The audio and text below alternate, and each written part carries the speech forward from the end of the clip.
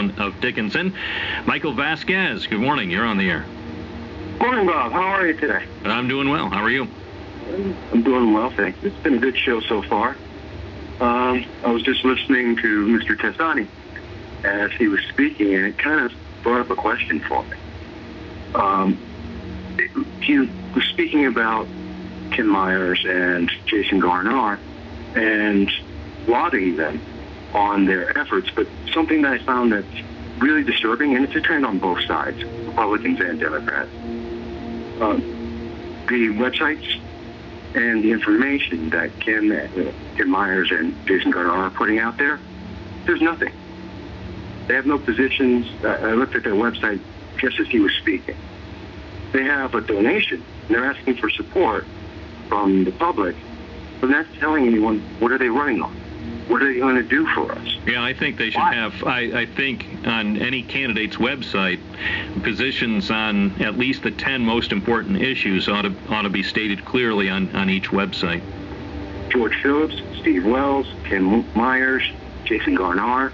This is a trend we're seeing locally. This isn't even national. This is locally. We've seen the politics come down so low that all of these people are out there. They have websites active right now saying, give me money, give me your vote, and they're telling you no reason in the world why you should do it. There's absolutely no reason in the world.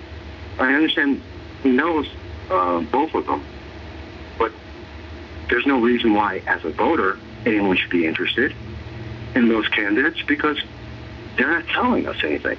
Our politics has gotten so, it's a question for your listeners and yourself, has it gotten so bad that just saying, well, I'm a Democrat or I'm a Republican is enough to get support? I think it should be worth more than that. And we really should see more from Ms. Myers, Mr. Garnar, Mr. Phillips, and Mr. Wells. We deserve that. Well, I think all candidates, as I said, regardless of the office, if they're asking for your vote, or at least early on asking for your financial support, I think they should put specific positions on their websites. That's the whole point of having a website. Well, obviously, for some people, the whole point of having a website is try to collect money, but the whole point also, which is fine. I mean, you regardless of the campaign, it's fine to request donations, but I also think there ought to be a well thought out section of every website that includes specific positions on important issues. I agree completely. Sadly, it seems the candidates locally don't believe that. Well, maybe over the next week, after hearing this on the program, they'll start putting up specific positions, and hopefully by next Monday, the candidates you mentioned will have included important positions on their websites. I think that would be a step in the right direction. Hopefully, but I can tell you that in the case of Phillips and Wells, Mr. Phillips has gone 80 days without doing so. Mr. Wells has gone 20 days without doing so.